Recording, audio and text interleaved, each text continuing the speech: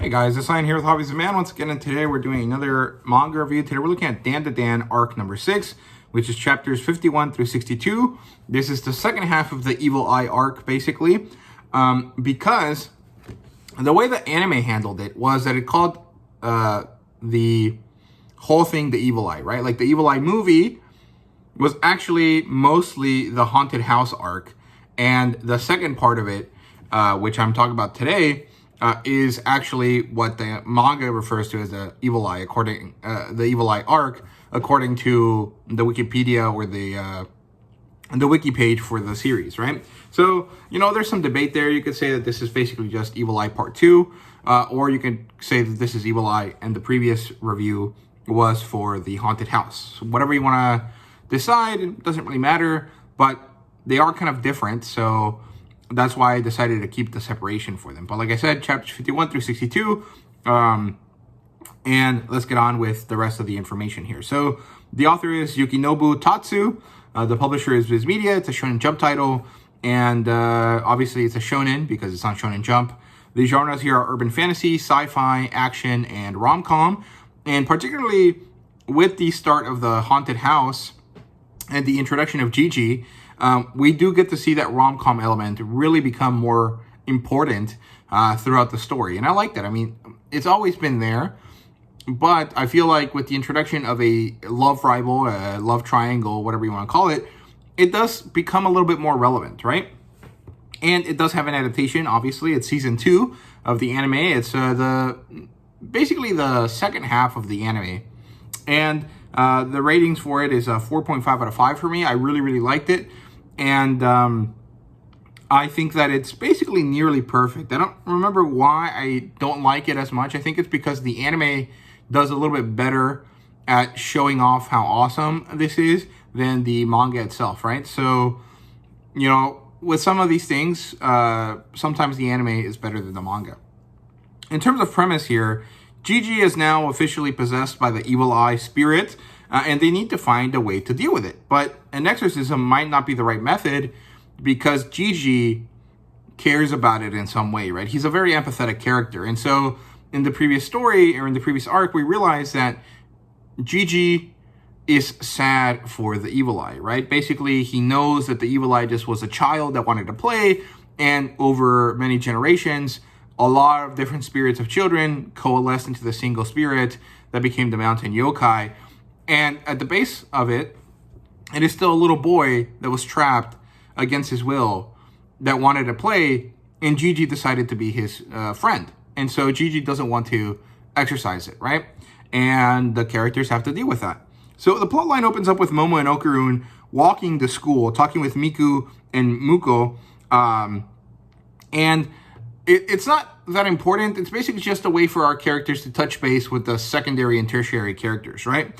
We also see that Aira, due to her negative interactions with Momo, has actually basically been shunned by her class. She had this, concept that she was this beautiful, great, popular girl, and when she admitted to her classmates that she was the one spreading rumors that were saying that Momo was a whore or promiscuous, they decided that she was not a good person, and so they're no longer interested in interacting with her. And, I think that's interesting. It also provides a way for Aira to become much more relevant to our characters, because she's basically like a third wheel most of the time, and if her being shunned by her classmates brings her closer to Momo and Okarun, that will develop our team, or mystery crew, as it were, a bit better, right? It'll make her more relevant to them. So I like that. And I think it's interesting that Aira does face consequences for her actions. Momo and Okarun come to her and they ask her for a favor. Basically, Momo needs Okarun and Aira to stay with her for a while they figure out what to do with the Evil Eye. Because Okarun and Aira both have yokai powers, they should be able to handle Gigi's possessed form a bit better than just Momo and her grandma, right? So they need to stay at her house. They discuss that Taro's barrier is breaking down very quickly because the mountain yokai are stronger than city yokai. And so everyone arrives at her house for dinner. They all eat dinner together, And it's pretty fun. I really enjoy these family dinner dynamic things that they do because, one, it helps us, understand that these characters are connected, that they are friends, that they are developing their own little fan family, right? It's kind of like in Fairy Tale. Everyone is always interacting in the guild hall. Basically, the Seiko's household, Ayase household, becomes their guild. And they are this found family of different magical creatures that are developing friendships and relationships with each other, right? So the dinner aspect really helps solidify that, right? Because food is sustenance, but it's also the basis for basically every important interaction that humans have, right? Anytime you celebrate, there's dinner. Anytime that you're sacrificing for religious purposes, there's basically fasting, which is not eating, right? And then basically anytime you hang out with people, there is some food involved in some way, right? Most of the time. I assume that maybe some people are going to disagree with that, but the idea kind of holds. Food is a way to connect with others, right? And so as they're eating, a drop of soy sauce, which is cold because it's kept in the fridge, lands on Gigi, unleashing the evil eye, right? It destroys part of the house, and then the Hayashi arrive. And the Hayashi are a band. They don't have any spiritual power, but their music is so awesome that it reaches the spiritual realm. And it's really cool. In the anime, this episode that covers this is freaking phenomenal. It's awesome. I love it so much. There was some controversy related to the fact that the Hayashi are a homage or a straight up copy of this band called X Japan. And in English, there wasn't really any issues, but in Japan, there's a lot of problems because there's a huge, very strict set of, copyright laws over there, right?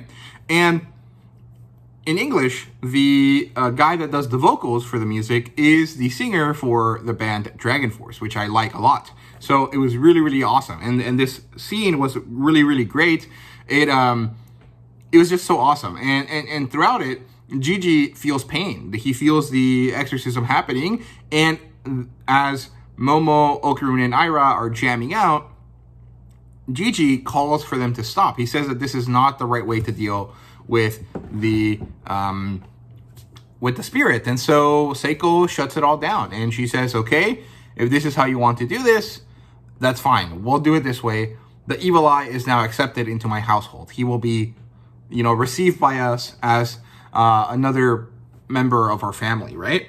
But this is difficult, right? Like, how do you deal with this? This is a errant evil spirit that's doing whatever it wants. It's way more powerful than everyone around it, and they have to figure out how to deal with this, right? So Momo and Okurun promise to grow stronger to help Gigi.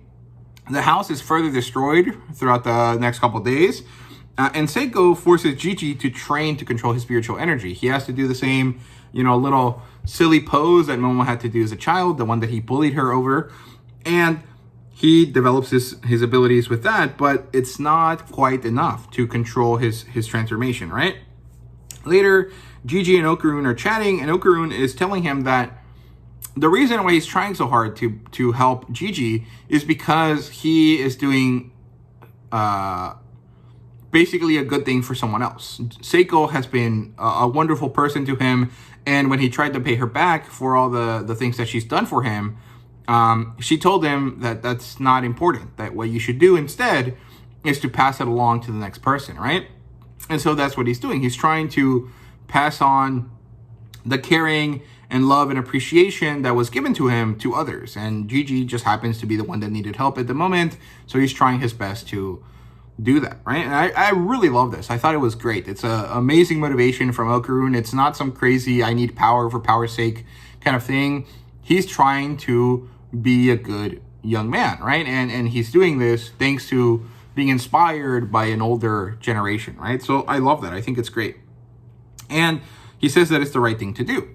The next day, Momo is fed up and she decides that it's time to get a job so she can buy her a new phone and so that she can help her grandma with all the stuff that they need to fix around the house.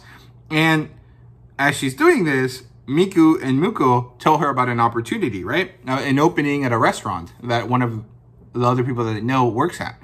And it turns out that they don't tell her where. And so when she goes and signs up for the job, she ends up working at a maid cafe, which is really funny because Miko and Moku conspire to force Okarun to go with them to see Momo at her job on her first day. And of course, it's hilarious because Okarun is a nerd, and apparently Japan loves maid cafes, and Okarun is no different. And he kind of really loves Momo's outfit and just the silly stuff that she has to do as a maid, right? And they do the love tri-beam, which is hilarious.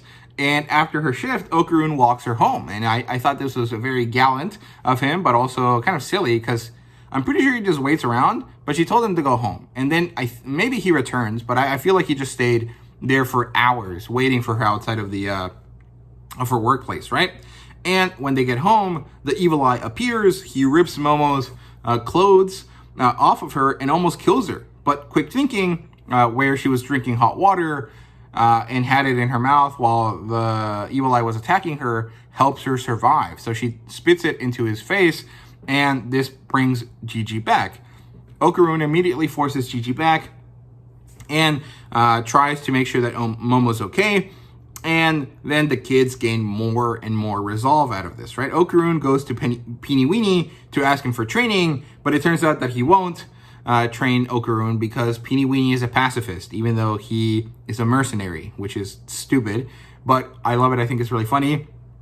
And so what Okarun ends up doing instead is just helping Peeny Weenie around the farm that he works in, right? Which, I mean, it's still helpful because it'll help him build muscle. So in some sense, I thought that it was going to be like a Mr. Miyagi training without it looking like training kind of thing. But no, it's just Peeny Weenie just says no.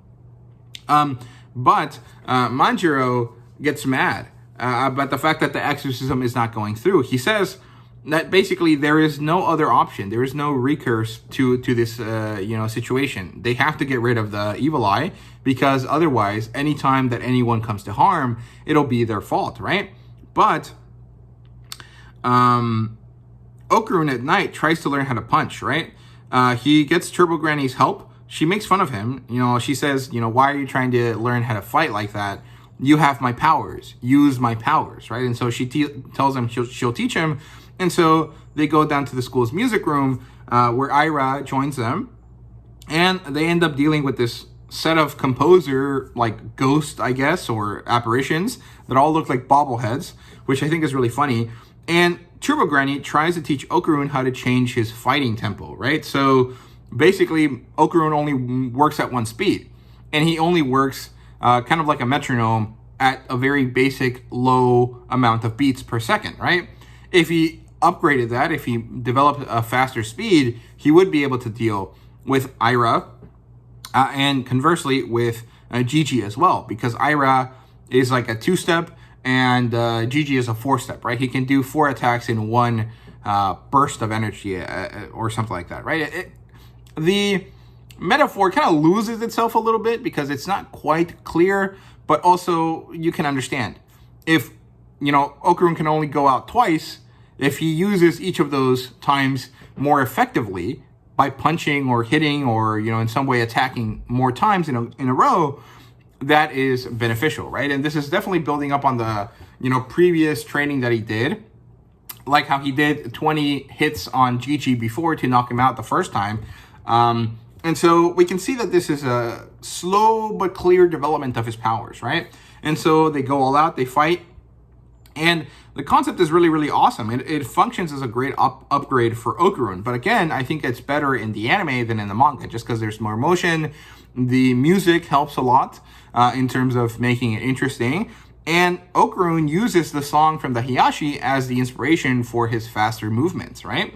And they dodge these bomb notes. They have to battle these giant singers. And then Okarun manages to beat all 5 composers in one single all-out, right? One single move, basically. And that's thanks to the rock music he heard from the Hayashi.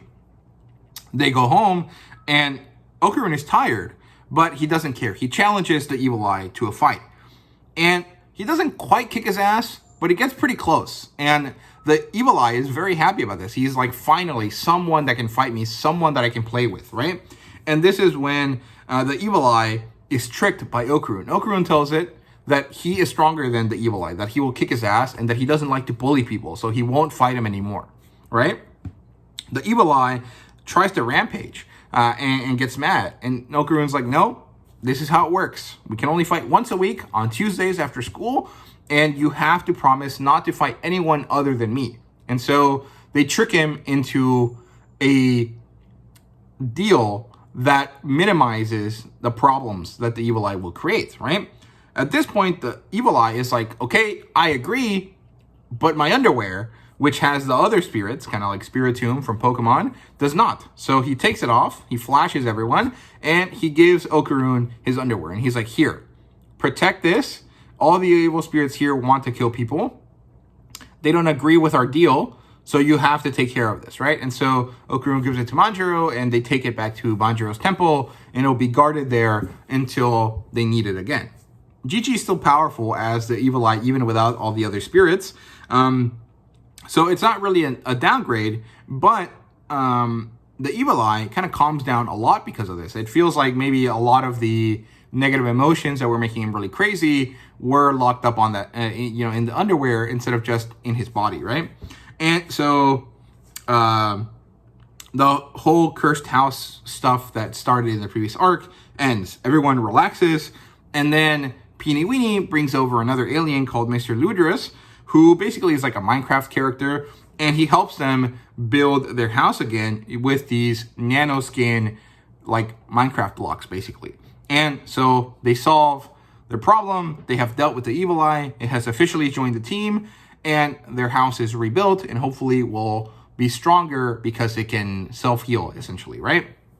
And the girls, except Ira, all go down to a spa day, and they just enjoy that while everyone else kind of does their own thing, right? And this was a great arc. I really, really enjoyed it. I think that Okarun needed a, upgrade, and he got one, and it was really well executed. I loved it a lot, particularly the anime. I really enjoyed reading it as well, but I think the anime just does a little bit better of a job because you get to hear the music that is, relevant, right? So I really liked it. I thought it was great. In terms of characters, we have Okarun growing stronger. The evil eye is tamed, sort of. Manjiro, the Hayashi, which are ex-Japan, and Mr. Ludrus are introduced or become more relevant. Manjiro, I guess, is just going to be like an extra character that shows up when Seiko needs a hand. But he doesn't seem like he's going to be someone that's going to stay around very long, right?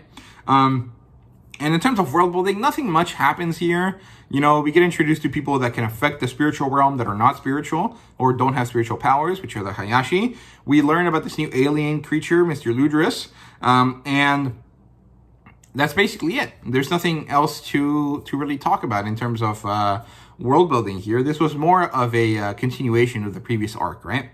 In terms of artwork and fan service, the artwork is awesome. There's a tiny bit of fan service here and there, and there's another scene that almost feels like sexual violence that happens, although it was not really that focused on in the anime, which is something that was a problem in the previous arc, and in the manga, it doesn't really become all that relevant at all. Your mileage may vary there, but in general, I thought this was a really good arc in terms of artwork. There's very little fan service, so it's relatively safe. And in terms of rating, it's a 4.5 out of 5 for me. It's really, really good, but the anime does hit a bit harder than the manga, and I'm reviewing the manga, so this is why the score is less than perfect. If I was reviewing the anime, I would have probably said it was perfect, because I loved the music elements, right? So, yeah, those are my thoughts here on Dandadan Arc 6, the Evil Eye Arc, chapters 51 through 62. Hopefully, I'll get around to reading more Dandadan, but I prefer watching the anime before I read it. And the anime's like a year away at least, right? Because they already announced that they're working on season 3. But how long it's going to be before that happens or before that comes out, is up in the air. So maybe I'll come back to Dandadan sooner than that, but I'm not really sure. So yeah, those are my thoughts here. Thank you guys very much for watching. Let me know what you thought down below. Have you seen the anime? Have you seen the manga? Have you read it? Do you collect it? Let me know down in the comments. And thank you guys very much for watching. See you guys next time.